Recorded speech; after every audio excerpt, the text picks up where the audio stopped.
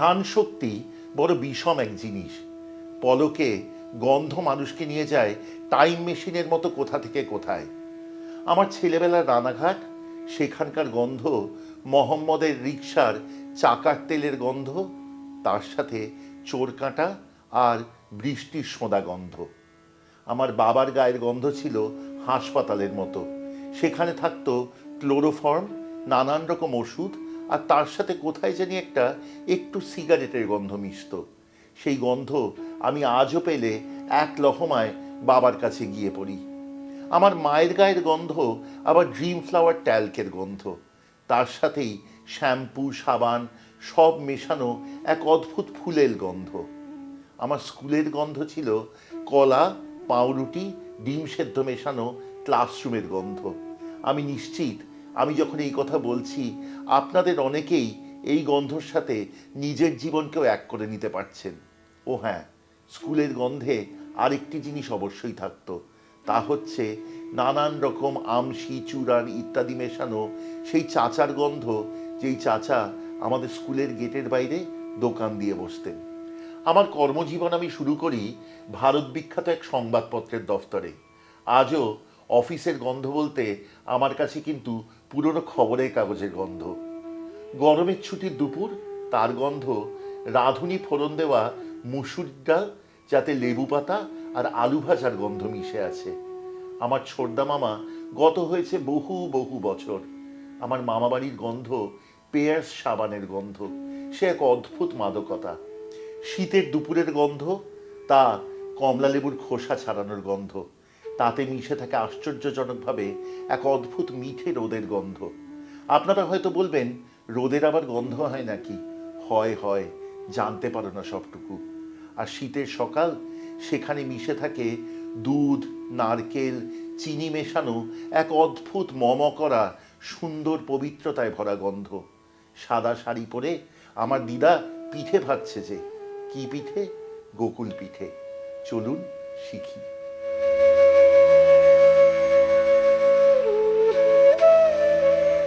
পৌষ পার্বণ সিরিজের অন্তিম পর্বে এসে আজকে গোকুল পিঠে রান্না করতে বসে বারবার মন বড় স্মৃতি ভারাক্রান্ত হচ্ছে।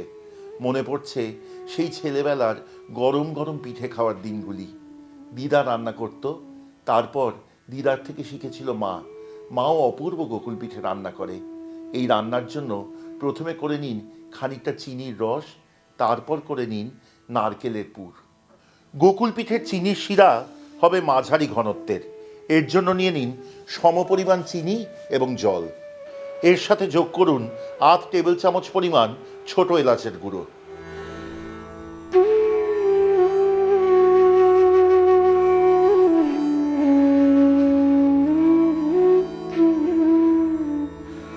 চিনির শিরা প্রস্তুত।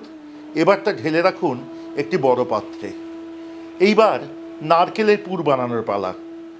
একখানি কোড়া নারকেল ঢেলে দিন কড়াইয়ে, তার সাথে দিন পরিমাণ মতো চিনি। আমি এখানে দেব ২০০ থেকে ২৫০ গ্রাম। এবং তারপর পাক দিতে থাকুন এই নারকেলের ছাই। খেয়াল রাখবেন, এই পুর কিন্তু কখনোই নারকেল নাড়ুর মতো অত বেশি শক্ত হবে না, খানিকটা নরম থাকবে।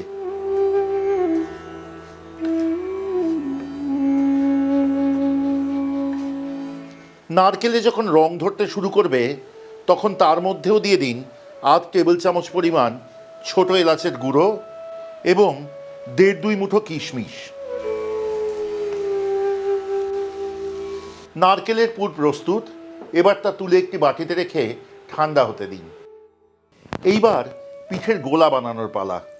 তার জন্য একটি বড় পাত্রে নিয়ে নিন অল্প খানিকটা দুধ এবং তাতে মেশান ময়দা। যতখানি ময়দা দেবেন তার 1/৫ ভাগ সুজি দেওয়া হবে। আমি ১০০ মিলিলিটার দুধে ৫ টেবিল চামচ ময়দা নিয়েছি এবং ১ টেবিল চামচ সুজি। তার সাথে দেব ৩ থেকে ৪ টেবিল চামচ পরিমাণ চিনি, ১ চিমটি পরিমাণ বেকিং পাউডার এবং অল্প খানিকটা এলাচ গুঁড়ো। গোকুল পিঠের গোলা কিন্তু ঘন হয়, যাতে ময়দা দলা না পেকে যায় তার জন্য আগে ভালো করে অল্প দুধে মিশিয়ে নিন ময়দাটুকু।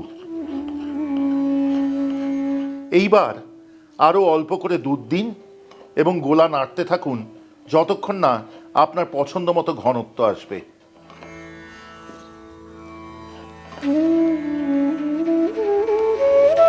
ময়দা, চিনি এবং সুজি মিশে গিয়ে সুন্দর ঘন গোলা তৈরি হয়েছে।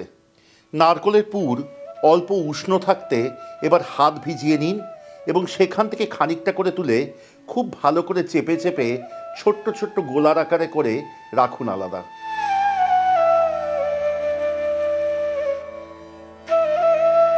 এবার একটি ছোট কড়াই আঁচে বসিয়ে তাতে ঢেলে দিন বেশ খানিকটা ঘি।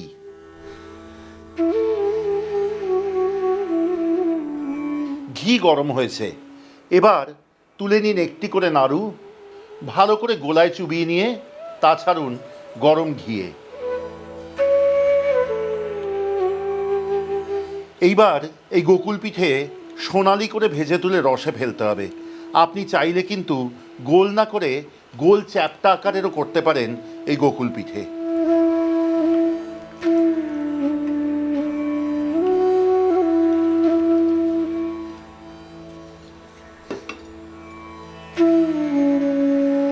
আমাদের গোকুল পিঠে কিন্তু প্রস্তুত।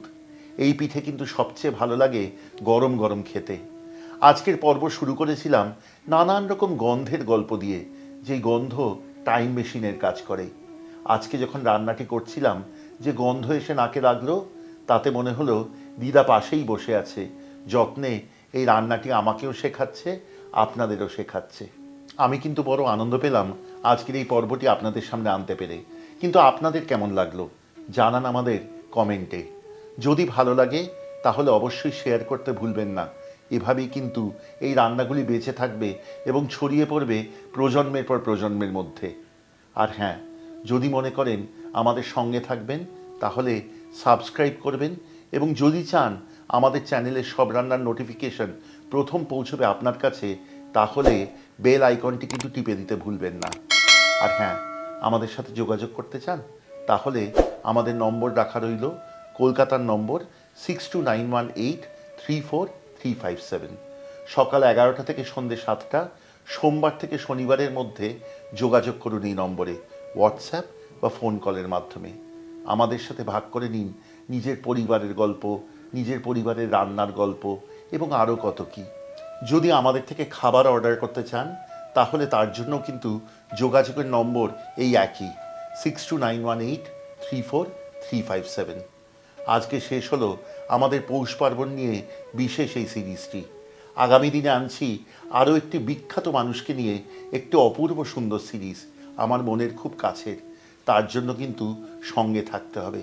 আপনাদের সবার সাথে দেখা হবে আগামী দিনে। ধন্যবাদ।